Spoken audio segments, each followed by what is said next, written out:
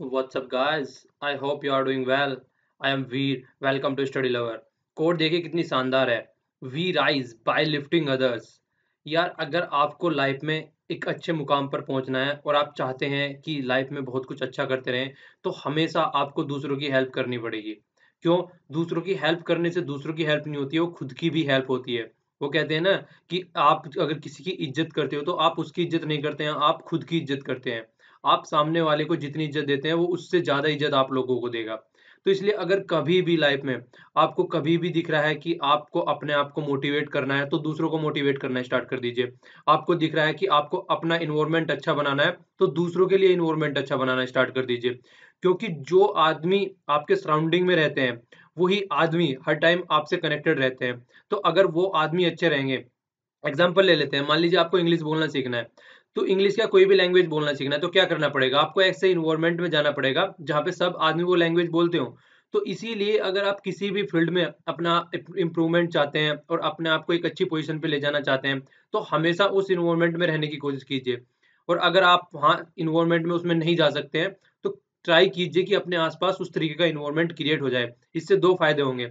आपका तो डेवलपमेंट जितना होगा होगा ही, इससे आपके आसपास वाला एरिया भी बहुत अच्छा होगा और बहुत से आदमियों को आपसे अगर फायदा हो रहा है तो इससे अच्छी बात और लाइफ में क्या हो सकती है यार. ओके. तो क्या करना है? बस ये करना है. हेल्प ईच अदर, एक दूसरे की हेल्प करो यार, और कुछ नहीं करना है. और देखिए एक बात और करना चाहता हूँ. देखिए कल मैं क्वेश्चन पोस्ट नहीं कर पाया और आंसर भी पोस्ट नहीं कर पाया लास्ट वाले, उसके लिए सॉरी. बस 10 तारीख तक मेरा बहुत ही बिजी शेड्यूल है थोड़ा सा. 10 तारीख तक मुझे थोड़ा टाइम दे दीजिए. फिर 11 तारीख से मॉर्निंग से सारी चीज़ें प्रॉपर वे में होनी स्टार्ट हो जाएगी और मैं आप लोगों को बता दूंगा कि क्या क्या करना है.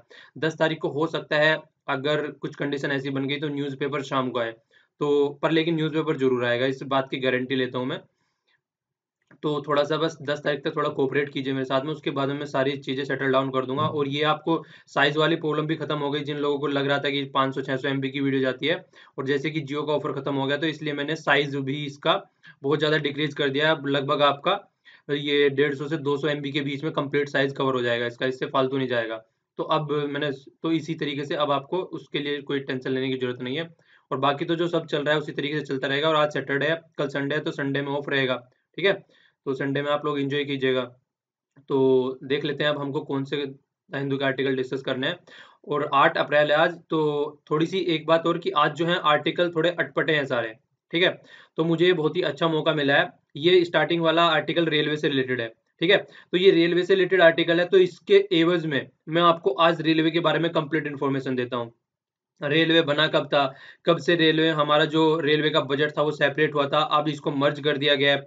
तो पूरी हिस्ट्री ज्योग्राफी जो भी रेलवे की है इंडिया से कनेक्टेड, वो मैं आज आपको सारी चीजें यहाँ पे एक्सप्लेन करूंगा. ठीक है ना. ये वाला आर्टिकल तो वही चीजें सब पॉलिटिकल चीजों से रिलेटेड है, मोटिवेटेड आर्टिकल है. एक साइड में हिंदुत्व और दूसरी साइड में वही क्रिटिसाइज किया गया है गवर्नमेंट को और यूपी की, खासकर फोकस जो यूपी पे रहा है. तो ये पॉलिटिकली मोटिवेटेड आर्टिकल है.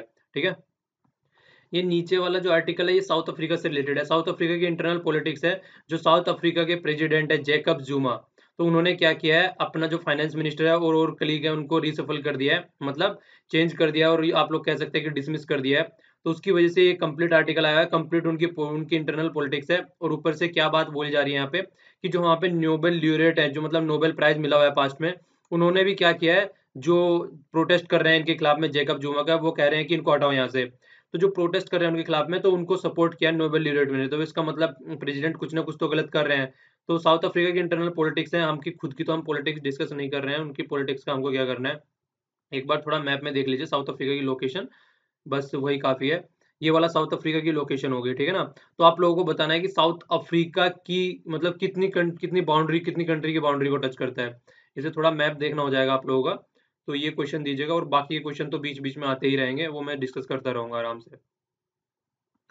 साउथ अफ्रीका के बारे में दो तीन इंटरेस्टिंग चीजें और हैं. वो इंटरेस्टिंग चीजें क्या हैं? देखिए जो यहाँ की करेंसी है वो रैंड है, RAND. ठीक है. तो ये तो यहाँ की करेंसी हो गई. करेंसी के साथ में आप लोगों के लिए इंटरेस्टिंग चीज ये है, जो यहाँ पे साउथ अफ्रीका की कैपिटल है वो तीन है कैपिटल, एक कैपिटल नहीं है, वहाँ पे तीन कैपिटल है. ठीक है. ये है पेरिटोरिया. पेरिटोरिया जो कैपिटल है उसको एडमिनिस्ट्रेटिव कैपिटल बोला जाता है. पेरिटोरिया, पेरिटोरिया को एडमिनिस्ट्रेटिव कैपिटल बोला जाता है. फिर है केप टाउन. केप टाउन को बोला जाता है लेजिस्लेटिव कैपिटल. जिस तरीके से तीन आर्म होती है वो जुडिशरी, लेजिस्लेटिव और ये मतलब एग्जीक्यूटिव, मतलब एडमिनिस्ट्रेटिव और एग्जीक्यूटिव भी आप उसको बोल सकते हैं। तो उसी तरीके से इन्होंने अपनी कैपिटल डिवाइड कर रखी है कि यहाँ पे सारा एग्जीक्यूटिव काम होगा, यहाँ पे सारा लेजिस्लेटिव काम होगा और यहाँ से सारा जुडिशरी काम होगा। ठीक है, तो इस तरीके से इन्होंने अपनी कैपिटल डिवाइड कर रखी है यहाँ पे। सो 3 कैपिटल हो गई, पेरिटोरिया, केप टाउन, ब्लोइन फोंटेन। तो तीनों कैपिटल का आप लोगों को याद रखना है, थोड़ा सा ये भी याद रखिएगा कौन कौन सी क्या क्या है, हल्का सा मतलब कि ये एग्जीक्यूटिव हो गई, एडमिनिस्ट्रेटिव आप लोग कह सकते हैं, ये लेजिस्लेटिव, ये जुडिशरी, और ये क्या हो गया, इसकी क्या, इसकी करेंसी हो गई साउथ अफ्रीका की। ओके, ये वाला इसी तरीके से फ्रांस से रिलेटेड है, फ्रांस के इंटरनल पॉलिटिक्स है, प्रेसिडेंट इलेक्शन से रिलेटेड, अभी वहां पे इलेक्शन होने वाले हैं, तो ये भी हमारा किसी काम का नहीं है। और ये वाला आर्टिकल कंप्लीटली हम लोगों ने कल बहुत ही अच्छे से डिस्कस किया था बांग्लादेश के बारे में। प्लीज अगर इसको आज फिर से डिस्क्राइब करने बैठूंगा तो फिर से वही बात हो जाएगी, तो कल वाला जिसने नहीं देखा है, कल वाला देखेगा, स्टार्टिंग में मैप से ईस्ट पाकिस्तान कौन सा है, वेस्ट पाकिस्तान कौन सा है, वो सारी चीजें बहुत अच्छे से डिस्क्राइब की है। आज मैं सोच रहा हूँ थोड़ा रेलवे वाले पोर्शन पे बहुत कुछ है उसमें डिस्कस करने को, आप लोगों का एक नया टॉपिक पूरा कंप्लीट कवर हो जाएगा। अगर इसको रिपीट करूंगा तो जो आदमी डेली सुन रहे हैं उनको कुछ फायदा नहीं होगा, तो आप लोग कल वाला लेक्चर सुन लीजिएगा, परसों वाला भी सुन लीजिएगा, 2 दिन से लगातार कंप्लीट इन्फॉर्मेशन दे रहा हूँ इसके बारे में। ऑपरेशन सर्च लाइट चला, वही सारी चीजें, किस तरीके से पाकिस्तानों ने यहाँ पे आके लगभग 2 लाख वुमेन का तो रेप हुआ था, और मारे तो पता नहीं कितने गए थे। तो उसके बाद में ये सारी चीजें वहां पे हुई थी, ऐसी थोड़ी ना है कोई कंट्री प्रोटेस्ट कर रही है तो आसानी से कर रही है, तो बहुत ही मतलब ज्यादा उल्टे सीधे काम हो जाते हैं, तब जाके आदमी प्रोटेस्ट करना स्टार्ट करता था, वरना नॉर्मल इतने बिजी रहते हैं यार अपनी सब नॉर्मल लाइफ में, अगर वो इस तरीके से प्रोटेस्ट करने लगे तो उनका घर गृहस्थी नहीं चलेगा। तो प्रोटेस्ट आदमी तब करता है जब पानी जो है सर से ऊपर चला जाता है। तो इसी तरीके से यहाँ पे बांग्लादेश में पानी सर से ऊपर क्या, यहाँ पे तो डूब ही गए थे बिल्कुल, और सांस आनी बंद हो गई थी। तो तब जाके उन्होंने प्रोटेस्ट किया और तब जाके उन्होंने पाकिस्तान को बोला कि अब हमको आजाद कर दो। तो उस टाइम पे चीजें होनी स्टार्ट हुई, तो वही सारी चीजें हैं, कल वाला आर्टिकल आप लोग देखेंगे तो ये सारी चीजें पढ़ने की जरूरत नहीं है।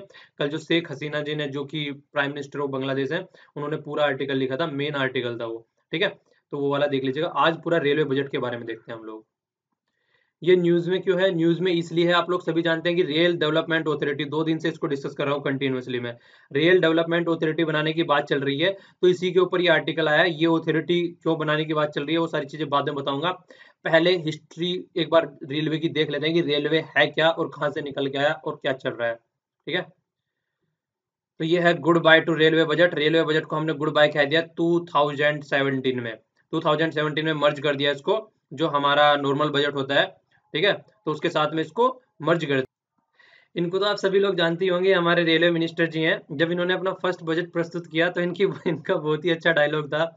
इन्होंने बोला था कि हे प्रभु, इस प्रभु का ध्यान रखना। इनका नाम सुरेश प्रभु है। ठीक है, तो पार्लियामेंट में बैठे हुए उस टाइम पे सभी हंसने लगे थे कि ये क्या डायलॉग मारा है कि हे प्रभु, इस प्रभु का ध्यान रखना, आज बजट प्रस्तुत करने जा रहा हूँ तो थोड़ा ख्याल रख लेना। ओके, तो आइए अब देखते हैं। ठीक है, सबसे पहले ये क्वेश्चन निकल के आता है कि व्हाई दिस मर्जर। ये मर्जर, इससे देखिए आप लोगों के लिए क्वेश्चन भी है, जो कि कल सैटरडे भी है, तो आप लोग क्वेश्चन लिख सकते हैं। क्वेश्चन मेंस का है, आप लोग कैसे लिखना है, आप लोगों को ऐसे लिखना है कि जो मर्जर हुआ है ये सही है या गलत है, उसके पॉजिटिव और नेगेटिव, मतलब पॉजिटिव और नेगेटिव आप लोगों को कमेंट्स देने हैं। और एक तरीके से आप लोग कह सकते हैं क्रिटिकली एनालाइज करना है। क्रिटिकली एनालाइज करने का मतलब होता है कि पॉजिटिव और नेगेटिव सारी चीजें बताना, और व्हाई दिस मर्जर, ये सारी चीजें तो मैं यहाँ पे बताऊंगा ही। देखिए, एक कमेटी सेट की आप लोगों को याद रखना है, क्योंकि इसी साल में हुआ तो बहुत ज्यादा आशंका है क्वेश्चन आने की। कमेटी का नाम था बिबेक डिब्रॉय कमेटी। तो एक हाई लेवल कमेटी थी जिसने बोला कि रेलवे के जो रिसोर्सेज है उनको मोबिलाइज किया जाए, और प्रॉपर वे में जो प्रोजेक्ट है रीस्ट्रक्चरिंग का मतलब जिस तरीके से रीस्ट्रक्चर किया जाए पूरे रेलवे को। ठीक है, और रेलवे बोर्ड को भी, तो इस तरीके के थोड़े मतलब इन्होंने सजेशन दिए, तो आप लोग को ये याद रखना है कि विवेक डिब्रॉय जी हैं, तो इनकी सजेशन पर ही इस तरीके से चीजें होनी स्टार्ट हुई है। तो देखिए था क्या, अगर हम ब्रिटिश टाइम में देखें तो ब्रिटिश टाइम में रेलवे जो था, उस टाइम पे रेलवे जो था 85% ऑफ रेलवे उनका ईयरली बजट था। तो इसलिए उनका ईयरली जो बजट था वो 85% था, और आज की डेट में घट के 15% ऑफ टोटल बजट रह गया। तो देखिए उनका 85% क्यों था, क्योंकि वो एक अंग्रेजी जो पावर थी वो एक कोलोनियन पावर थी। तो कोलोनियन पावर थी तो उनका सारा काम क्या था, उनका सारा काम ओनली ये था कि यहाँ से जितने भी रिसोर्सेज हैं, जो इंटरनल रिसोर्सेज है, मान लीजिए झारखंड से हो गए, मध्य प्रदेश से हो गए, उत्तर प्रदेश से होते हुए, उनको किसी भी तरीके से रेलवे की हेल्प से उनको कहाँ तक लेके आना, पोर्ट तक लेके आना है, यहाँ तक पोर्ट तक लेके आना है, बाहर से अब अंदर से बाहर तक लेके आना है।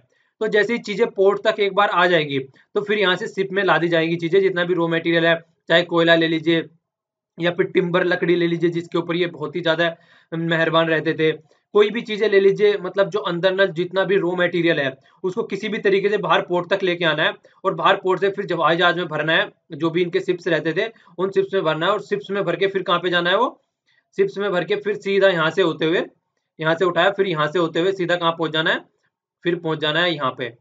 तो ये इनका पर्पज था। ठीक है, एक साइड में ये थे, और दूसरे आप लोगों ने सुना होगा फ्रेंच भी थे, जो हिस्ट्री में आप लोगों ने पढ़ा होगा ये सारा।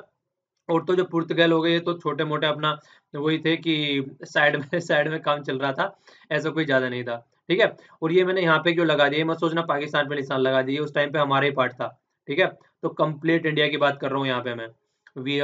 उस टाइम पे हम यूनाइटेड थे, उस टाइम पे हम यूनाइट थे। ठीक है, तो इनका जो पर्पज था, तो पर्पज क्या था, पर्पज उनका यही था कि मेन पर्पज उनका सिर्फ ये हो रहा था कि 85%, जब 85% ये है यार, नॉर्मल बजट और कोई है ही नहीं, बचा हुआ नॉर्मल बजट क्या रह गया, वो 15% रह गया उसमें। तो 15% में क्या करते थे, वो थोड़ा बहुत कर दिया कि एजुकेशन के लिए दे दिया, दो चार चीजें छोटी मोटी कर दी, बाकी उनका काम था बस लूटना और खसोटना था पूरा काम। तो उस टाइम पे ये चीजें समझ में आती थी कि दोनों जो, उस टाइम पे वो चीजें समझ में आती थी कि इन्होंने क्या किया था कि रेलवे बजट को उन्होंने सेपरेट कर दिया था। रेलवे बजट को सेपरेट क्यों किया गया था, वो अभी आगे चीजें समझ में आएगी सारा, कि किसकी रिकमेंडेशन पे सेट किया गया था वो सारी चीजें। तो इसलिए अब इसको मर्ज करना बनता है। ठीक है, तो इतनी सारी चीजें हो गई, क्योंकि अब थोड़ी ना हमारा में रेलवे बस बिल्कुल रेलवे पे डिपेंडेंट रह गए, आज की डेट में सारी चीजें हैं, रेलवेज की जगह रोडवेज भी हो गए, हाईवेज भी हो गए, और इवन आज की डेट में तो वाटरवेज भी हो गए। तो 6 वाटरवेज है, छठा हम डेवलप करने जा रहे हैं। ठीक है, क्वेश्चन लिखना है, चलिए छुट्टी है, चलिए सर्च कर लीजिएगा, थोड़ा आप लोगों के लिए टाइम हो जाएगा, या आप होमवर्क भी कह सकते हैं। सर्च कीजिएगा कि 5 वाटरवेज कौन से हैं, मतलब 5 का 6 देख लीजिए, नए भी बनाए जा रहे हैं। इससे क्या रहेगा, आप लोग ये भी देखना किस किस से कनेक्टेड इनको किया जा रहा है आज की डेट में। ठीक है, तो पूरा आपका ये क्वेश्चन तैयार हो जाएगा। वाटरवेज वाटरवेज आप तैयार करो, रेलवेज में तैयार करता हूँ, दोनों मिलके काम करते हैं, तभी काम होगा। ठीक है, देखिए आगे क्या होता था, दूसरा क्या होता था मर्ज करने का, ये भी रीजन है। जब भी रेलवे बजट आता था तो क्या करते थे, सारे जो एमएलए हैं या आसपास के एमपी हैं, वो क्या करने लगते थे, प्रोमिस कर देते थे आसपास वाले लोगों को कि अब की बार यहाँ पे रेलवे लेके आएंगे, अब की बार यहाँ पे रेलवे लाइन लेके आएंगे। तो इस तरीके की नई नई चीजें चलती रहती थी, सारे डिसीजन जो आते थे वो पॉलिटिकली मोटिवेटेड डिसीजन आते थे। ऐसा नहीं रहता था जी कि जिस एरिया में रेलवे की कमी है उस एरिया में रेलवे लेके, उस एरिया में लाइन लेके जानी है, या उस एरिया में प्रोग्रेस करनी है। बस क्या रहता था, वोट के बेस पे काम किया जाता था, और इसी की वजह से आपने देखा होगा कितना ह्यूज लॉस होता था रेलवे को। रेलवे को सबसे ज्यादा लॉस होता था, यही रीजन है कि उसको प्रॉपर वे में टैकल नहीं किया जा रहा था, प्रॉपर वे में उसको एडमिनिस्टर नहीं किया जा रहा था, ओनली पॉलिटिकली मोटिवेटेड सारे डिसीजन उससे रिलेटेड लिए जाते थे जब भी कोई इलेक्शन की बात आती थी। ठीक है, तो रेलवे बजट को भी अगर देख लिया जाए, तो रेलवे बजट भी कमी कभी भी इतना कुछ नहीं होता था कि उसका खुद का काम चल जाए। हमेशा रेलवे जो था लालू प्रसाद यादव जी के टाइम पे हालांकि थोड़ा सही हुआ है, पर लेकिन उससे पहले अगर देखा जाए तो सारी चीजें अगर प्रॉपर वे में देखा जाए तो मैक्सिमम टाइम क्या रहता था, घाटे में ही चलती रहती थी रेलवे। तो इससे कई सारे फायदे और हो जाएंगे, टाइम भी कम बर्बाद होगा, पहले अलग अलग कर रहे हैं, पहले उसको करो फिर इसको करो, पूरा एक स्टाफ बनाना पड़ता था, सारी चीजें मतलब एक लार्ज स्केल पे होती थी। देखिए यार, इतने ज्यादा रिसोर्सेज और सारी चीजें करनी है तो एक वेस्ट टाइम, दोनों चीज बर्बाद हो रही थी, क्योंकि उतना लार्ज स्केल है नहीं जितने लार्ज स्केल पे उस टाइम पे था, जिस टाइम पे इसको सेपरेट किया गया था। ठीक है, तो अब इसको मर्ज करना ही एक अच्छा समझदारी का मतलब एक आप लोग कह सकते हैं कि डिसीजन है। ओके, तो अब थोड़ा रेलवे की, पहले देखिए रेलवे किस तरीके की होती हुआ करती थी। स्टार्टिंग वाली जो रेलवे थी वो इस तरीके की थी, मतलब इसको रेल बोला गया था इसको। ये फर्स्ट रेलवे कोच है, आगे घोड़ा इसको खींच रहा है, घोड़ा गाड़ी आज की डेट में आप इसको बोल सकते हैं, पर लेकिन उस टाइम पे इसको रेल बोला गया था। ठीक है, तो ये कुछ इस तरीके की पोजीशन थी, इस तरीके की पिक्चर थी जब इसको रेलवे बोला गया था। तो पहले यहाँ पे फर्स्ट रेलवे देख लीजिए कि सबसे पहले रेलवे कहाँ पे चली थी, जिसके बारे में रेलवे के बारे में चीजें सोची गई थी। तो कंपनी कौन सी थी, कंपनी ये थी, ये कंपनी का नाम है, ठीक है ना, कंपनी का नाम है Stockton and the Darlington railway company, SNDR company. Railway company थी ये, north east England, north east England मतलब नॉर्थ ईस्ट इंग्लैंड की बात चल रही है। ये पूरा क्या है, यूनाइटेड किंगडम है, यूनाइटेड किंगडम के 4 पार्ट हैं। ये हो गया नॉर्थ आयरलैंड, ये हो गया स्कॉटलैंड, ये हो गया वेल्स, और ये हो गया इंग्लैंड, और ये हो गया साउथ आयरलैंड। ये मतलब इसको रिपब्लिक ऑफ आयरलैंड भी बोला जाता है, ये अलग पार्ट है, ये यूके का पार्ट नहीं है। अब जो स्कॉटलैंड है, जब से ये रेफरेंडम हुआ है, और रेफरेंडम होने के बाद में यूके ने बात बोली है, मतलब यूके ने बात बोली है कि यूरोपियन यूनियन से बाहर निकल जाएंगे, तो स्कॉटलैंड भी बोल रहा है कि हम भी आपसे बाहर निकल जाएंगे। क्यों, क्योंकि हम आपके साथ में इसीलिए थे क्योंकि आप यूरोपियन यूनियन के साथ में थे, वरना हमारा आपके साथ में कोई रहने का मतलब बनता नहीं है भाइयों। तो ये इस तरीके की बातें बोली गई थी। तो देखिए वो तो आगे आने वाली बात है, अब एक रेफरेंडम हो चुका है, यहाँ पे दूसरे रेफरेंडम की ये बात कर रहे हैं। तो बात की बात है किस तरीके का डिसीजन लेते हैं, ठीक है ना। तो फर्स्ट पब्लिक रेलवे जो थी वो इसी वाले एरिया में चलाई गई थी, ठीक है ना। तो सिल्डन with Stockholm on the T and the Darlington, तो लोकोमोटिव की हेल्प से चलाई गई थी ये। तो ओपन कब हुई थी 27 और 1825, ठीक है। तो यहाँ पे चीजें स्टार्ट हुई थी, मतलब नॉर्थ कहाँ पे हुई थी, ये जो चीजें स्टार्ट हुई थी वो कहाँ पे हुई थी, यहाँ पे लिख रहा होगा, ये लिखा हुआ है यहाँ पे, नॉर्थ ईस्ट इंग्लैंड पे चीजें स्टार्ट हुई थी, ठीक है। तो नॉर्थ ईस्ट इंग्लैंड तो यहाँ पे पड़ेगा नॉर्थ और ईस्ट, ओके। तो ये तो खैर फालतू की बातें होगी, थोड़ा सा आप लोगों को पता होना चाहिए बस कि जन्म कहाँ पे हुआ है रेलवे का, तो वो यूके में हुआ है, कहने का मतलब ये था। अब आगे चलते हैं। तो जो स्ट्रीम लोकोमोटिव की जिक्र हो रही थी, तो वो स्ट्रीम लोकोमोटिव इस तरीके के होते हैं। आप लोगों को अगर ये ढंग से और समझना है तो जिसने भी गदर मूवी देखी होगी तो वो इसको समझ जाएगा। तो वो गदर मूवी में क्या होता था, उसमें कोल का यूज किया जा रहा था। तो कोल का यूज, जब कोयले का उसमें यूज किया जा रहा था, तो उसकी वजह से क्या होता है, स्टीम जनरेट होती है। तो स्टीम जनरेट होती है तो उसको एक पुलिंग पावर मिलती है, तो पुलिंग पावर मिलती है तभी पूरी ट्रेन खींची जाती है। तो जो गदर मूवी आप लोगों ने देखी होगी, तो वो वही वाला इंजन था जिसकी हम लोग बात कर रहे हैं। पानी गर्म होता है, तो पानी गर्म होने के बाद में उसके बाद में पता है, पानी रे पानी तेरा रंग कैसा, बदल देता है दुनियादारी फिर। तो ये था लोकोमोटिव इंजन जिसमें स्टीम से होता है। तो ये भी आप लोग याद रख सकते हैं, लोकोमोटिव इंजन में स्टीम की हेल्प से चलता है, और यही सब चीजें लकड़ी और कोयल वगैरह ये सारी चीजें उसमें यूज की जाती है, ओके। बॉयलर यूज होता है जिसकी वजह से उसमें पानी उबलता है और जिसके पुश मिलता है फिर उसको रेल को चलने के लिए। रेलवे की थोड़ी यहाँ पे हिस्ट्री देख लेते हैं। तो सबसे पहले इंडिया में रेलवे कब चलाई गई थी, याद आ रहा है कुछ? अप्रैल के महीने में, जी हाँ, इसी महीने में चलाई गई थी, अप्रैल के महीने में चलाई गई थी। आप लोग याद रखना चाहें तो 16 ऑफ अप्रैल, तो 16 ऑफ अप्रैल को 1853। चलो क्वेश्चन है वैसे तो बच्चों बच्चों वाला क्वेश्चन है, बताइए किस किस के बीच में चलाई गई थी। बस मेरा यहाँ से डेट से मतलब है, मेरा यहाँ से मतलब था, बाकी का आप बता दीजिए, बाकी से आप मतलब रखिए। हो सकता है मैंने डाल रखा होगा कहीं पे आंसर, देख लीजिएगा ध्यान से, ठीक है। तो यहाँ पे क्या था उस टाइम पे, देखिए रेलवे इस टाइम पे आ गई थी, पर लेकिन अलग कब हुआ रेलवे बजट और जो नॉर्मल बजट था उससे, वो अलग हुआ 1920। ये डेट बहुत ज्यादा इंपॉर्टेंट है, क्योंकि तब अलग हुआ था, और मर्ज कब हुआ है, 2017 में मर्ज हुआ है। तो उस टाइम पे जो मर्ज किया गया था वो 10 मेंबर कमेटी थी, जिसको अकवर्थ कमेटी भी बोला जाता था। और जो अकवर्थ कमेटी थी, तो उसके हेड थे, वो थे विलियम अकवर्थ। तो ये जो अकवर्थ जी थे, ये इतने इंटेलिजेंट आदमी थे, इन्होंने इंडिया के लिए ही नहीं, इन्होंने वर्ल्ड की रेलवे को डिजाइन किया है। आप पितामह ऑफ द रेलवे इनको कह सकते हैं। तो जो आदमी थे वो बहुत ही ज्यादा इंटेलिजेंट थे। देखिए हमेशा अगर कोई आदमी इंटेलिजेंट है तो उसकी बड़ाई करनी चाहिए, चाहे वो कहीं का भी हो। तो एक एक बहुत ही इंटेलिजेंट आदमी और एक बड़ाई करने लायक इंसान थे। इनके बारे में अलग से मैं थोड़ा आप लोगों को बताऊंगा, अलग से थोड़ा सा डिस्कशन है इनके बारे में। इन्होंने कई सारी बुकें भी लिखी हैं, और बहुत सारे आप कह सकते हैं वर्ल्ड की रेलवे बना दी है इन्होंने, ठीक है। अब नीचे छोटी-छोटी मगर मोटी बातों में कुछ मतलब फैक्चुअल इन्फॉर्मेशन आप लोग कह सकते हैं, पर लेकिन ये आप लोगों के लिए बेनिफिशियल रहेगी बहुत ज़्यादा। तो अकवर्थ कमेटी की जो रिपोर्ट आई थी, उसने क्या किया था, रेलवे को फाइनेंस का जो रेलवे एक ऑर्गेनाइजेशन एक ढंग से रीऑर्गेनाइज कर दिया उसको, और जिस तरीके से उसको फाइनेंस करना है वो भी चीज़ें आ गई। तो जो एक पूरी कंडीशन आ गई वो 1921 में बन गई, और जो आफ्टर दैट 1924 में पहला बजट प्रस्तुत किया गया था। 1924 में पहला बजट प्रस्तुत किया गया था। एक चीज याद आ गई, चलिए पढ़ते पढ़ते अभी मतलब चीजें याद आ गई हिस्ट्री की थोड़ी सी। तो आप लोगों को बताना, 1924 की डेट देख के मुझे वो याद आई है।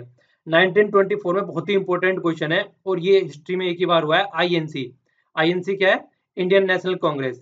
तो इसका सेशन हुआ था, जिसको फर्स्ट मतलब गांधी जी ने फर्स्ट टाइम कह सकते हैं, लास्ट टाइम कह सकते हैं, जो गांधी जी ने इसको प्रिजाइड किया था, मतलब गांधी जी प्रेसिडेंट थे इस सेशन के। तो 1924 में ही ये सेशन हुआ था, ठीक है। तो हिस्ट्री का क्वेश्चन है, इंपॉर्टेंट हो जाता है, याद रखना इसको। गांधी जी से रिलेटेड है तो वैसे भी इंपॉर्टेंट हो जाता है। तो ये क्वेश्चन बहुत बार पूछा जा चुका है पास्ट में। आप लोगों को बताना है कि ये सेशन कहाँ हुआ था, ठीक है। ये अभी याद आया मुझे, अभी जस्ट पढ़ते पढ़ते एकदम मतलब क्लिक कर गया माइंड में। तो आप लोगों को क्वेश्चन का आंसर देना है कि ये सेशन हुआ कहाँ था, ठीक है। तो जो प्रैक्टिस है वो कंटिन्यू रही टिल इंडिपेंडेंस। जो अनाउंस करने की बात है, यहाँ पे फर्स्ट टाइम इसको अनाउंस किया गया बजट को, उसके बाद में टिल इंडिपेंडेंस, मतलब ये प्रैक्टिस मतलब आज तक भी कंटिन्यू रही इसी तरीके से। तो थोड़ी सी इन्फॉर्मेशन ये है कि फर्स्ट लाइव टेलीकास्ट जो हुआ था रेलवे बजट का, 24th डेट बहुत ही ज्यादा इंपॉर्टेंट है, मतलब आता ही रहता है 24 नंबर। तो मार्च 1994 को ये इसको फर्स्ट टाइम टेलीकास्ट किया गया था। रेलवे बजट जो प्रेजेंट किया जाता है एवरी ईयर, कुछ दिन पहले यूनियन बजट के किया जाता था 2016 तक, पर 2017 से क्या हुआ है, खत्म हो गया है।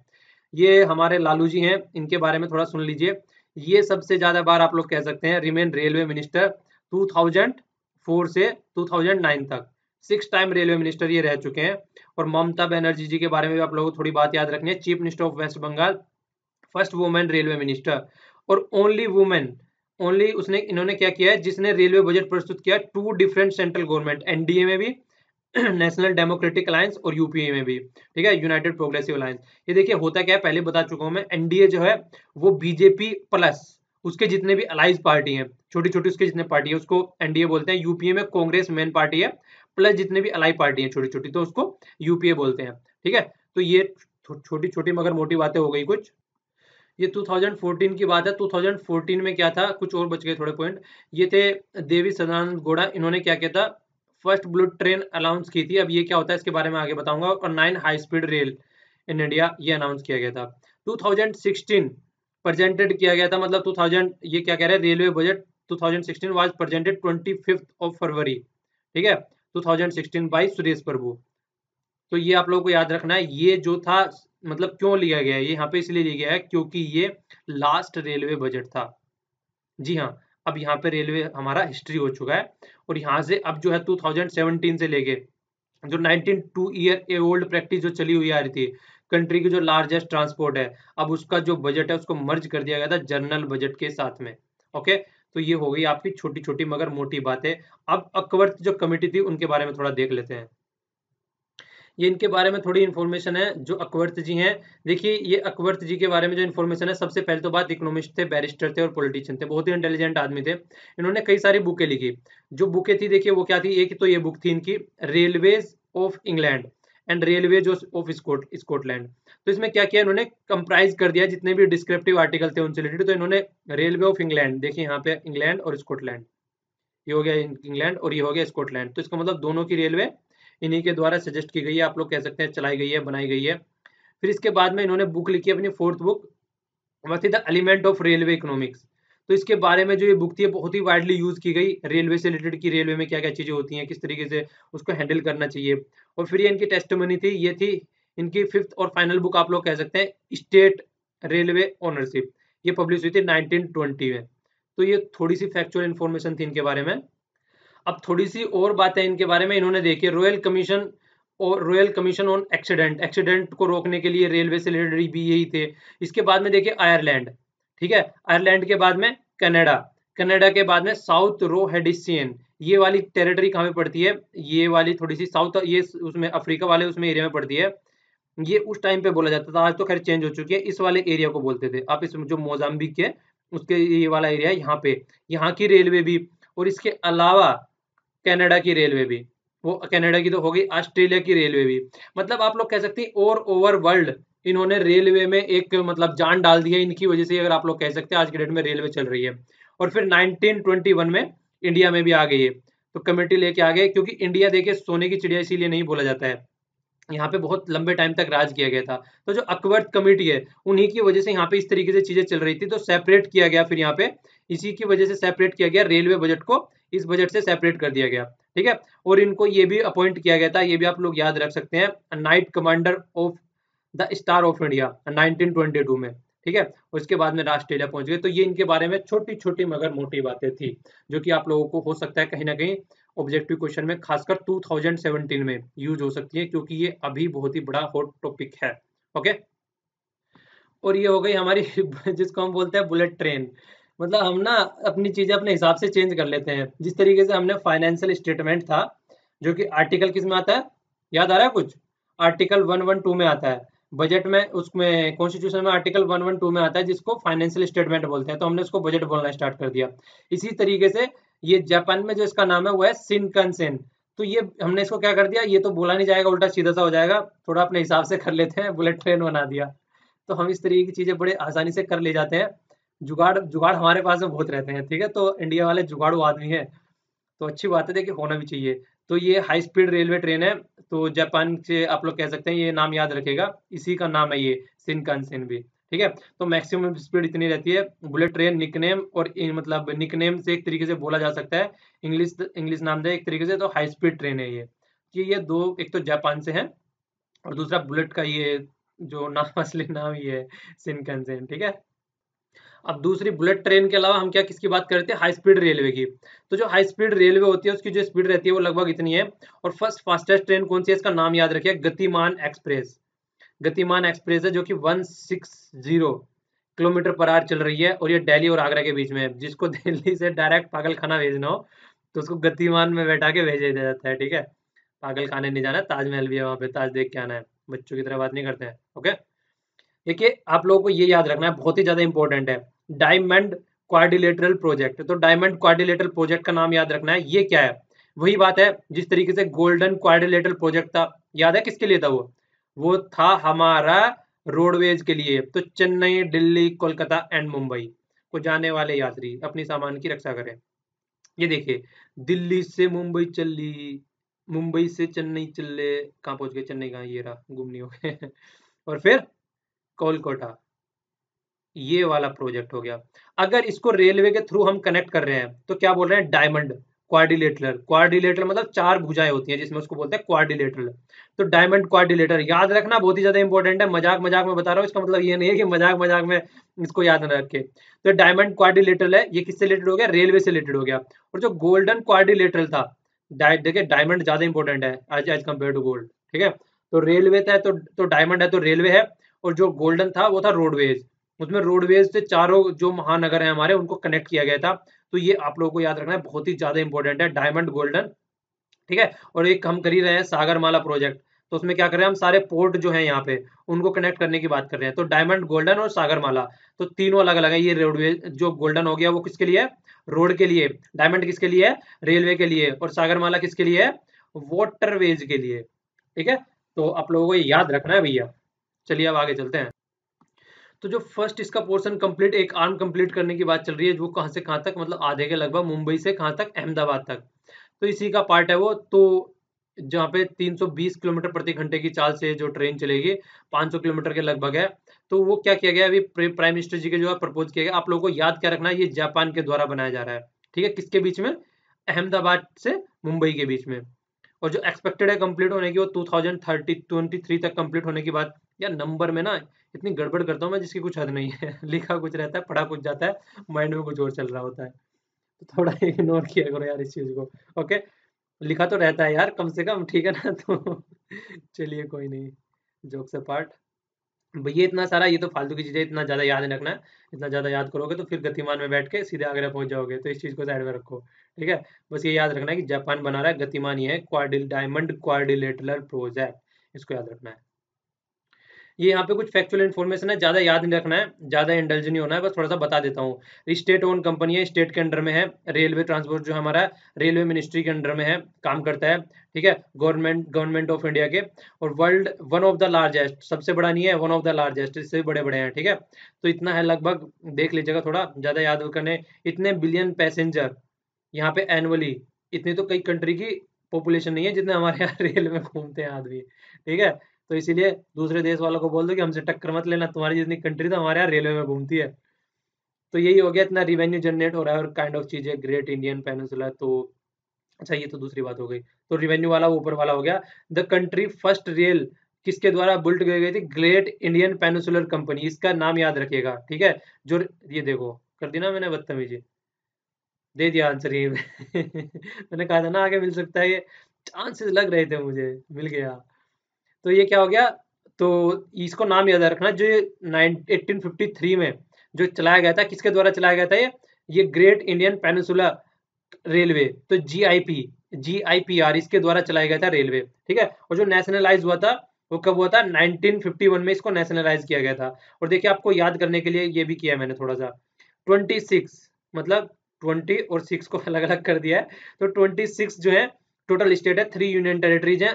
और इसके अलावा इंटरनेशनल भी हम किसके द्वारा कनेक्टेड है? बांग्लादेश के साथ में बांग्लादेश रेलवे को, और पाकिस्तान के साथ में पाकिस्तान रेलवे, समझौता एक्सप्रेस का आप लोगों ने नाम सुना होगा।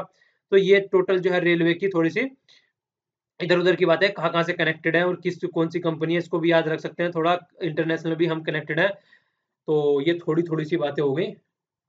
ये कुछ सर्विसेज हैं जो प्रोवाइड कराती है रेलवे। पैसेंजर सबसे ज्यादा पैसा कहाँ से कमाते हैं? यहाँ से कमाते हैं, जो सामान ढोने का काम होता है, ठीक है। और ये पार्सल वगैरह हो गई, कैटरिंग की फैसिलिटी अब तक दूसरी कंपनी कर रही थी, फिर से रेलवे ने अपने हाथ में ले रहा है। टूरिज्म, महाराजा एक्सप्रेस जैसी ट्रेनों के आप लोगों ने नाम सुना होगा, आलीशान एक्सप्रेस है, आलीशान ट्रेन है। पार्किंग भी प्रोवाइड कराती है और अदर भी इस तरह की फैसिलिटीज प्रोवाइड कराते हैं, ओके। तो ये कुछ चीजें हो गई। तो ये देखिए यहाँ पे, ये मैंने मैप दोनों डाल दिए हैं। जिस तरीके से हमने उसका क्या बोलते हैं उसको, अर्थक्वेक जोन वाला डिस्कस किया था, इसी तरीके से ये डिस्कस करना है।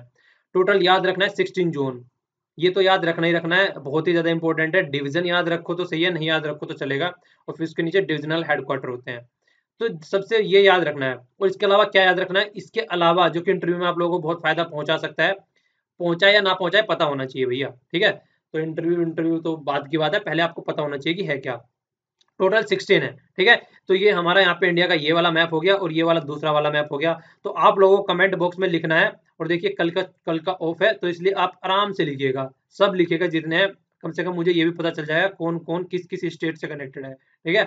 तो आप ये साजिश समझ सकते हैं मेरी, मैं देखना चाह रहा हूँ कि मेरा लेक्चर इंडिया के किस किस पार्ट में सुना जाता है। तो ये सोची समझी साजिश है। तो आप लोगों को बताना है कि आपका जो जोन है वो कौन सा है। इधर देखिएगा, मान लीजिए यहाँ पे है किसी का, तो ये कहाँ पे पड़ रहा है, यहाँ पे 13th है तो वो कहाँ पे पड़ रहा है। तो आपको अपना, इससे आपको कम से कम पता होना चाहिए कौन से रेलवे जोन में आप आते हैं। तो कंपेयर कीजिएगा दोनों मैप को, और नीचे कमेंट बॉक्स में आंसर लिखिएगा, जोन का नंबर लिखना है कि 16 है तो 16, आगे स्टेट का नाम लिखना है कि जिस भी स्टेट है, ठीक है, इस तरीके से। ओके, आइए अब आगे चलते हैं। क्वेश्चन का आंसर जरूर दीजिएगा ये, ठीक है ना। बहुत ही शिद्दत से डाला है क्वेश्चन ये मैंने, इसलिए आपको याद भी हो जाएंगे सारी चीजें, क्योंकि दूसरे का याद रखने का कोई मतलब नहीं है यार, अपना याद रखो।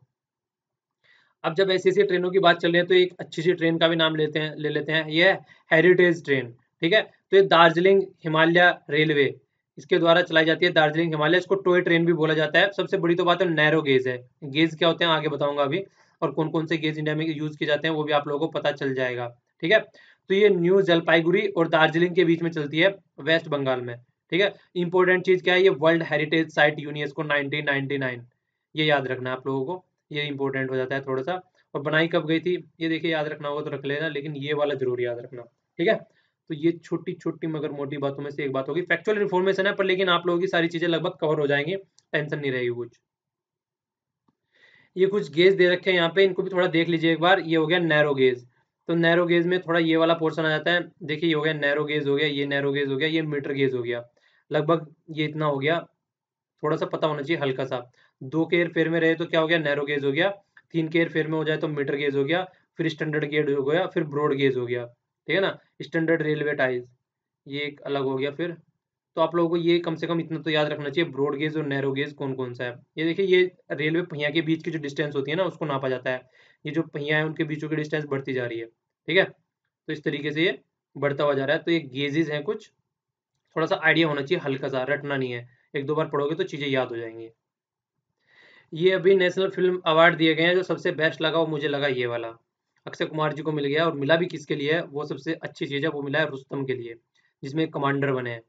और बहुत ही अच्छे से मूवी को टैकल किया गया है, मतलब मस्त है ये एकदम। काफ़ी अच्छा लगा मुझे सुन के इनको अवार्ड मिला जब, क्योंकि एक कोई देख रहा था मैं कोई फंक्शन उस पे टीवी पे, तो उस टाइम पे मैंने देखा था, इनसे किसी ने पूछा कि आपको आज तक कोई अवार्ड मिला है, तो पता नहीं क्या, ये उस टाइम पे थोड़ा इमोशनल हो गए और इनकी आंखों से आंसू आ गए थे। तो बहुत ही अच्छा लगा मुझे सुन के कि इनको अवार्ड मिला है। तो दूसरा ये है सुरभि, सुरभि लक्ष्मी, इनको मिला है बेस्ट एक्टर्स का, और इनको मिला है बेस्ट एक्टर का, ठीक है।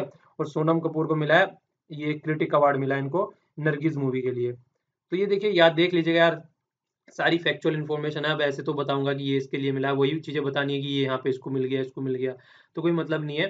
थोड़ा आप लोग देख लीजिएगा, इसको बताने बैठूंगा तो वही बताता रहूंगा। थोड़ा सा ये देख लेते हैं, best feature film pink, social issues से रिलेटेड है, अमिताभ जी की बहुत अच्छी मूवी है। देखिएगा, थोड़ा आप लोगों को जो रिलेशन समझ में आएगा कि क्या रिलेशन होना चाहिए एक, मतलब जिसको गलत तरीके से हम लोग लेते, मूवी देखोगे तो चीज़ समझ में आ जाएगी जो मैं बोलना चाह रहा हूँ। जिन्होंने देखी होगी वो समझ भी गए होंगे कि मैं क्या बोलना चाह रहा हूँ, तो एक्सप्लेन करने की जरूरत नहीं है इसको। तो थोड़ा देख लीजिएगा इसको, ठीक है ना।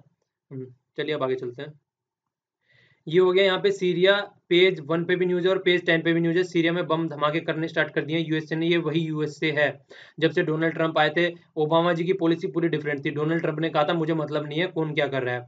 डोनाल्ड ट्रंप जितना अनएक्सपेक्टेड, और अब तो बोलने का मन भी कर रहा है कि बदतमीज इंसान, इसको यही नहीं पता है कि उसको करना क्या है। मतलब जो आदमी यार, उसको एक बार यही नहीं डिसाइड कर रहा है कि करना क्या है, कभी कुछ सोचता है कभी कुछ कर देता है, बिल्कुल अनप्रेडिक्टेबल आदमी बना हुआ है। और इतनी ज्यादा प्रॉब्लम क्रिएट कर रखी है इसने, कुछ समझ में नहीं आ रहा है कि ये डिसीजन क्या लेने वाला है आगे चल के। मतलब कहीं कुछ बोलता है कहीं कुछ कर देता है, कहता कुछ और करता कुछ है, बिल्कुल बिना पैंदी का लोटा आज की डेट में ये हो चुका है। तो देखिए, कंडीशन क्या है सीरिया में अभी, मैं आपको थोड़ा जिस्ट बता देता हूँ। सीरिया में अभी क्या हुआ है, एक केमिकल अटैक हुआ है, ठीक है। तो एक साइड में है अपोजिशन और दूसरी साइड में है गवर्नमेंट। तो गवर्नमेंट जो कह रही है वो क्या कह रही है, गवर्नमेंट ये कह रही है कि हमने जो वहां पे ओनली नॉर्मल मिसाइल गिराई है, तो वहां पे ऑलरेडी केमिकल वेपन रखे हुए थे और हमारी मिसाइल गिराने की वजह से वो केमिकल वेपन फट गए हैं, उसका ये है। और जो यहाँ पे अपोजिशन है, जहाँ वहाँ के लोकल आदमी, वो कह रहे हैं कि गवर्नमेंट ने हमारे ऊपर केमिकल वेपन गिराए हैं। तो देखिए, मैक्सिमम चांसेस तो ये लग रहे हैं कि गवर्नमेंट झूठ बोल रही है, ठीक है, क्योंकि इस तरीके से ढूंढ के केमिकल वेपन पे ही इन्होंने अपना, वो नहीं कहते हैं कंचे खेलते हैं, तो कि हाँ इसको इसमें डाल देना, तो काइंड ऑफ चीज़ है कि केमिकल वेपन पे ही इन्होंने बिल्कुल चोट मारी है जाके। तो ये थोड़ा देखिए झूठ लग रहा है, तो इसीलिए जो वर्ल्ड कम्युनिटी है उन्होंने क्रिटिसाइज किया लग के इनको, सीरियन गवर्नमेंट को। और जो सपोर्ट कर रहे हैं वो तो करते ही हैं, रसिया वाले, जो पुतिन भाई साहब हैं। चार पांच आदमी तो ऐसे हैं, इधर डोनाल्ड ट्रंप ले लीजिए रसिया में, पुतिन ले लीजिए उसमें यूएसए में, पुतिन ले लीजिए रसिया में, चाइना में जिनपिंग, और नरेंद्र मोदी जी यहाँ पे।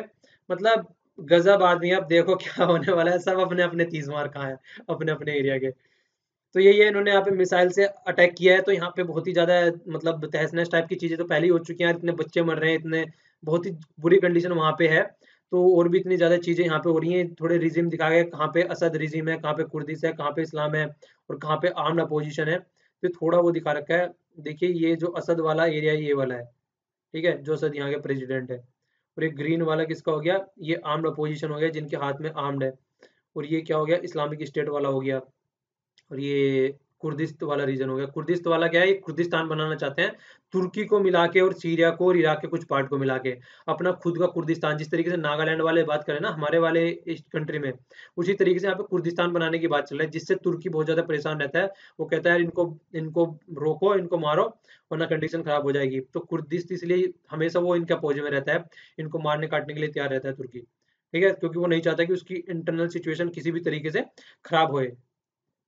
अब यहाँ नीचे भी थोड़ा लिखा हुआ है, अगर आप ध्यान से देखेंगे थोड़ा छोटे से पॉइंट में लिखा हुआ है। देखिए सपोर्ट कौन कर रहे हैं यूएसए को, यूके कर रहा है, France, Germany, Italy, Poland, Canada, Israel, Saudi Arabia, Jordan, तुर्की। और जो अपोजिशन में है वो अपोजिशन में ओनली दादाजी हैं, मतलब पुतिन भाई साहब हैं। और दूसरा ईरान तो साइड में है, उसका कोई ज्यादा कोई रोल नहीं है।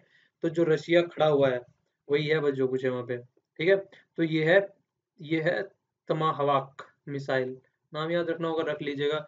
देखिए वही है, अब तक तो ये कह रहे थे हम साइड में रहेंगे, कुछ नहीं करेंगे, और अब इन्होंने फिर से, देखिए सबसे बुरी कंडीशन पता है यहाँ पे क्या है, सबसे बुरी कंडीशन ये है, जिस तरीके से इन्होंने अटैक किया है। एक अटैक अगर किया जाए तो वो मतलब तब समझ में आता है जब उसका कोई पर्पज हो, पर्पज सोर आउट हुआ है। इस अटैक करने का क्या पर्पज है, इसका तो कोई मतलब ही नहीं है, पर्पज ही नहीं है। तो अगर जब पर्पज ही नहीं है तो किस तरीके से अटैक कर रहे हैं। तो इस तरीके के अटैक को बहुत ही एक बदतमीजी वाला स्टेप्स माना जाता है, बिना पर्पज के तरीके से इस तरीके के काम करना, ठीक है। तो इसीलिए इसको क्रिटिसाइज किया जा रहा है थोड़ा। ये वाली न्यूज़ थी पेज 10 पे न्यूज़ है, तो पेज 10 पे न्यूज़ है, केन बेतवा के लिंक से रिलेटेड है। तो केन बेतवा लिंक नंबर 10 का है, वो पड़ गया यहाँ पे। तो इन नदियों को जोड़ने की बात चल रही है केन बेतवा में। तो वहां पे क्या हुआ है, केन बेतवा में देखिए नॉर्मल प्रोजेक्ट क्या है, एक तो होता है हिमालयन रिवर जो होती है एवरग्रीन, ग्लेशियर से निकल के आती है, एक होती है पेनिनसुलर रिवर।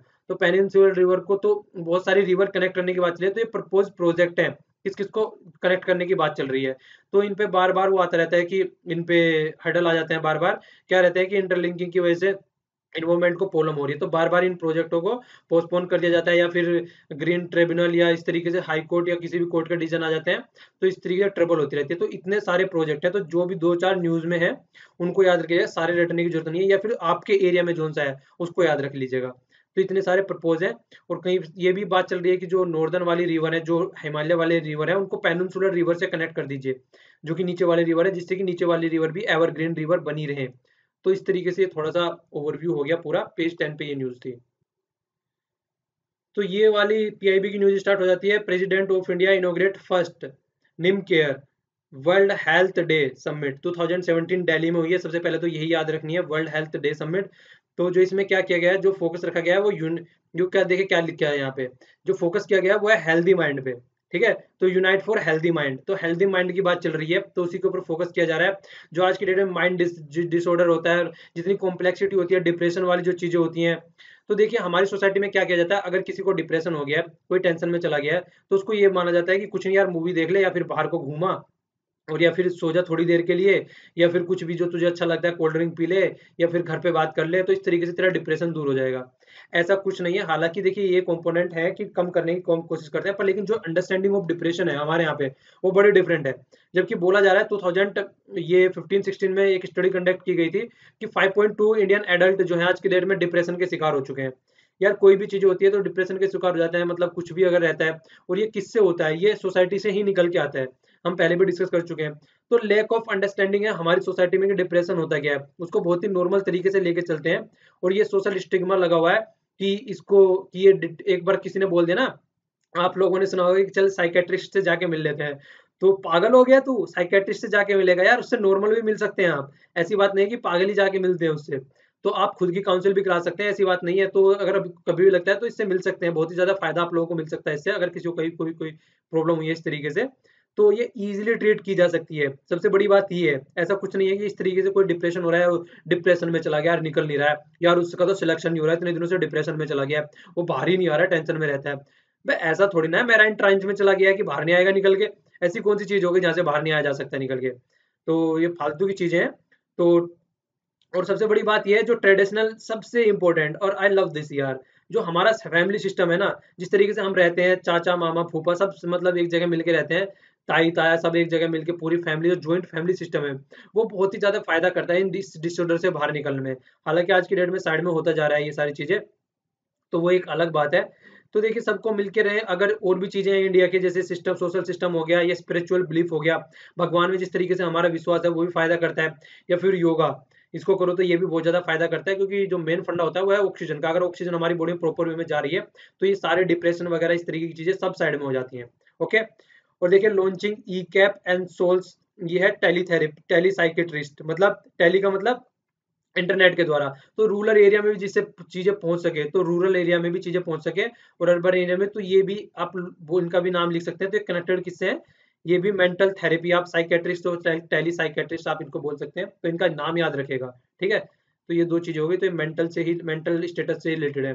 तो इंडिया में हुई है वर्ल्ड हेल्थ डे, कल बनाया गया था 7 अप्रैल, तो याद रखिएगा, इसको इंपॉर्टेंट हो जाता है। ये भी आर्टिकल काफी अच्छा है एक्चुअली। हमारी इतनी ट्रेडिशनल नॉलेज है जिसकी कुछ हद नहीं है। हमारे यहाँ पे महात्मा या गुरु जी आप लोग कह सकते हैं पुराने टाइम में, तो हम क्या क्या नहीं कर लेते थे। किसी को नजली जुकाम, किसी को खांसी नजला जुकाम हो गया तो उसको काढ़ा मिला के पिला दिया, या काइंड ऑफ चीजें, मतलब देसी नुस्खे इतने हैं कि डॉक्टर के पास जाने की हम लोगों को जरूरत नहीं पड़ती थी।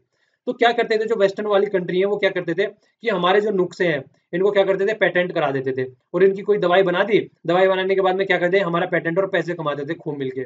तो उसके बाद में हमने क्या किया, जो हमारी ट्रेडिशनल नॉलेज है उसको डिजिटल करना स्टार्ट कर दिया। क्यों? क्योंकि अगर जो वर्ल्ड की कम्युनिटी है, इंटरनेशनल जो पेटेंट प्रोवाइड कराते हैं, वो क्या करें, हमारी जो ये जो टी के डी एल, इसको याद रखना इंपॉर्टेंट है बहुत ज्यादा। ये तो जो इसके अंदर आता है, मतलब आयुष मिनिस्ट्री के अंदर है ये।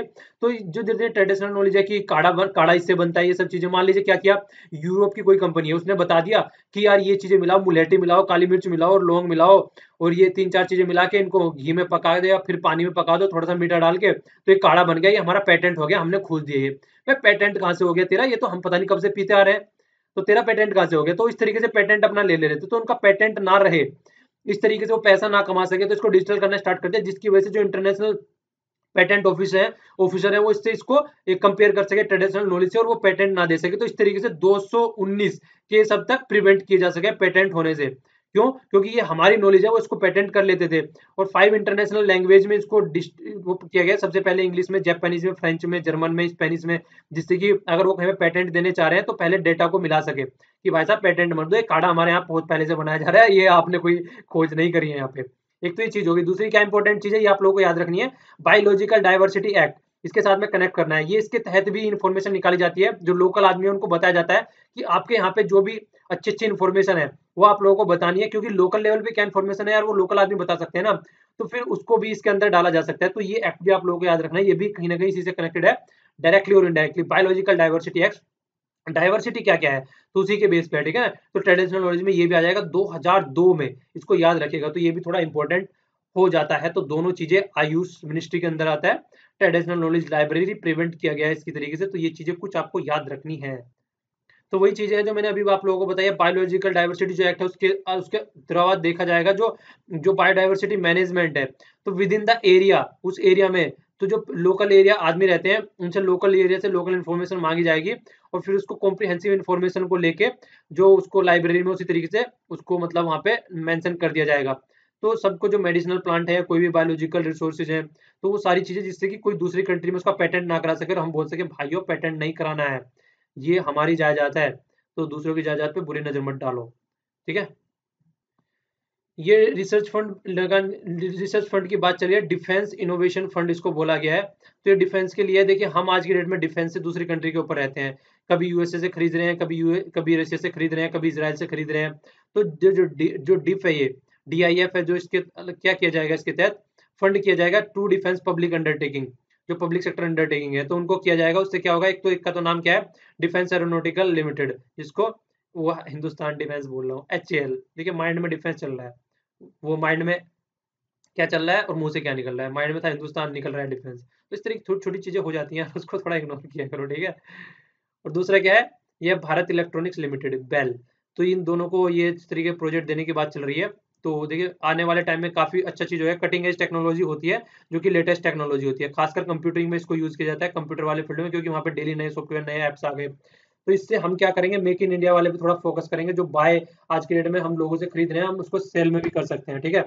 तो जो डिफेंस प्रोक्योरमेंट जो प्रोसीजर है, उसके अंदर जो बाय एंड मेक वाला इंडिया का कॉन्सेप्ट है, ट्रेड मतलब टोटल फोकस करने की बात ये, मतलब बात क्या चल रही है कि आप लोगों को इस तरीके से मतलब टोटल क्या करना है, अपने खुद के अंदर मेक इन इंडिया बना के और खुद के बनाना है, और दूसरे के ऊपर रिलाय नहीं रहना है, और दूसरों को वो क्या कहते हैं उसको एक्सपोर्ट करना है। इंपोर्ट पे आप फोकस करना बंद कर दो, उससे एम्प्लॉयमेंट जनरेशन होगा और अपने रिसोर्सेज खुद के अंदर रहेंगे। हम क्या करते हैं, रॉ मटेरियल बाहर कर देते हैं सेंड, और वहां से फिर फिनिश गुड लेके आते हैं, तो उसकी भी प्रॉब्लम खत्म हो जाएगी। ओके। ये ज्वाइंट मिलिट्री एक्सरसाइज की बात हो रही है यहाँ पे। एक्सरसाइज का क्या नाम है, सूर्य किरण, इसका 9वां एडिशन है। ये होती किसके साथ में, इंडिया और नेपाल के साथ में होती है। और कहाँ पे चल रही है, उत्तराखंड में चल रही है मतलब चलेगी, चल गई है मतलब 7 से 20 मार्च तक। वो ये मिलिट्री से military cooperation, counter insurgency, terrorism, humanity assistant, जिस तरीके से नेपाल में अभी अर्थक्वेक आया था, उसकी वजह से जो चीजें हुई थी डिजास्टर मैनेजमेंट में और सर्विलांस में, मतलब चीजों के वही सारी चीजें घुमा फिरा के लिख देना, वही 5-7 पॉइंट रहते हैं, कहीं पे भी लिख दो इनको, इसी तरीके के रहते हैं सारे। बस एक्सरसाइज का नाम याद रखना, ये इंडिया के और नेपाल के बीच में है। ये India and Asian development bank, तो इतने मिलियन लोन देने जा रहा है इंडिया को सोलर ट्रांसमिशन सिस्टम के लिए, ठीक है। जो ग्रिड सिस्टम होता है, पावर ग्रिड सोलर सिस्टम जो होता है, एक तरीके से power grid corporation of India limited. तो देखिए ग्रिड का सिस्टम क्या होता है, ग्रिड का सिस्टम ये होता है, मान लीजिए यहाँ पे बहुत सारे घर है, ठीक है। तो यहाँ पे ये घर हो गए, और ये ग्रिड से यहाँ पे ये ग्रिड हो गया, कोई यहाँ से लाइट आ रही है। तो सोलर सिस्टम के तहत क्या करने की बात चल रही है, अब कई सारी चीजें करने की बात चल रही है। पहले क्या करते हैं, नॉर्मल लाइन आ रही है तो हम उससे लाइट लिया करते थे। तो अब मान लीजिए किसी ने अपने घर पे छत पे बहुत सारी सोलर पैनल लगा रखी है पॉलिटे, अब वो इससे जो मान लीजिए जितनी यूज करनी है वो तो कर ली, उसके अलावा इसको सप्लाई कर सकता है, ठीक है। तो एक तरीके से अर्निंग का साधन हो गया है। पहले तो खरीदा खरीदा करते थे, अब सप्लाई भी कर सकते हैं, अब जब इमरजेंसी पड़े और जब यूज करना हो तो उसको ले सकते हैं। तो इस तरीके ग्रिड को डेवलप करने की बात चल रही है, जिसमें कि एशियन डेवलपमेंट बैंक हमारी हेल्प करने जा रहा है, और ये अच्छा ऑपरेशन है, काफी फायदा होने वाला है। जिस तरीके से ग्रिड फेल हो गया था 2000 मतलब लगभग 13-14 में, और पूरी कंट्री में प्रॉब्लम हो गई थी, हमको भूटान से लाइट खरीदनी पड़ी थी। तो उस तरीके की जो सिचुएशन है उनको टैकल किया जा सकता है। और सेपरेट ग्रिड बनाने की बात चलती है, हमने कल डिस्कस किया था कि जो इंडस्ट्रीज है उनके लिए अलग से, और जो विलेज एरिया है उनके लिए अलग से, वरना विलेज वाले एरिया की इनको सप्लाई कर दी जाती है, और यहाँ पे लाइट रहती है और अंधेरे में ही बेचारे अपना टाइम स्पेंड करते हैं, तो उसको भी साइड में करना है। ये है health care in public sector, बहुत ही अच्छा है। इसमें आप लोगों को जो याद रखने वाली है वो है कल्प काया, वो कायाकल्प कल्प काया निकल रहा है। कायाकल्प का नाम याद रखना है, ट्रांसफॉर्मिंग पब्लिक हॉस्पिटल्स।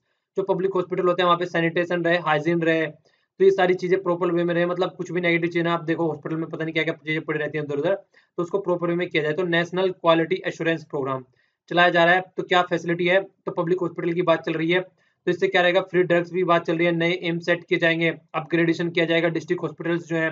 तो प्रधानमंत्री नेशनल डायलिसिस सर्विस का प्रोग्राम भी जो प्रोवाइड किया जा रहा है, पुअर्स को और ज्यादा फैसिलिटी प्रोवाइड की जाएगी।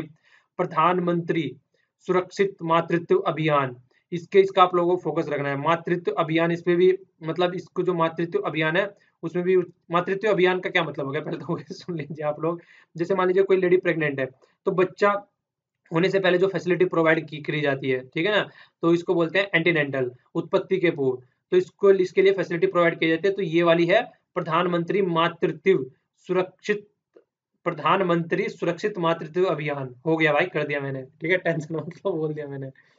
तो इसमें फोकस किया जाएगा, तो ये भी कंप्लीट फोकस वाली बात है, तो इसको थोड़ा देख के चलना है। तो ये हमारे यहाँ पे फैसिलिटी प्रोवाइड कराई जानी है। ओके, तो इसके अलावा देखिए आप लोगों को आंसर देना है जितने भी चीजें हो चुकी हैं। तो आज के लिए डिस्कशन के लिए तो इतना ही। और देखिए 10 तारीख के बाद से मैं प्रॉपर वे में क्वेश्चन आप लोगों को प्रोवाइड करा पाऊंगा, क्योंकि बहुत ही बिजी शेड्यूल चल रहा है, इसी वजह से नई चीजें प्रोवाइड करा पा रहा हूँ। यहाँ से आपको पीडीएफ भी डाउनलोड करनी है जो ये डिस्कशन है, और न्यूज़पेपर की पीडीएफ भी डाउनलोड कर सकते हैं। नीचे कमेंट बॉक्स में आप लोगों को दोनों का लिंक मिल जाएगा, और फेसबुक पे भी आप लोगों को मिल जाएगा यहाँ पे। और इसके अलावा देखिए वीडियो लाइक कीजिए यार, और शेयर कीजिए, जितना कर सकते हैं वीडियो को उतना शेयर कीजिए फेसबुक पे। और अगर सब्सक्राइब नहीं किया तो सब्सक्राइब कर लीजिए, जिससे कि आप लोगों को नोटिफिकेशन मिल जाए। और देखिए एक दूसरे की हेल्प कीजिए, जो कि हमने स्टार्टिंग में भी डिस्कस किया था। और जितने आंसरों के दे सकते हैं आंसर दीजिएगा, और आपको कुछ नहीं बिगड़ेगा अगर हेल्प कर रहे हैं। वाटर सेव कीजिए और इंजॉय कीजिए, बी हैप्पी। और कल संडे है, संडे इज फंडे, इंजॉय करो। एक दिन तो मजे करने का भी होना चाहिए, पढ़ के इतना कहाँ जाओगे, फ्रस्ट्रेट हो जाओगे, वरना फिर गतिमान में बैठ के आगरा पहुंच जाओगे, ठीक है। तो आज के लिए इतना ही। Thanks a lot for listening. जय हिंद।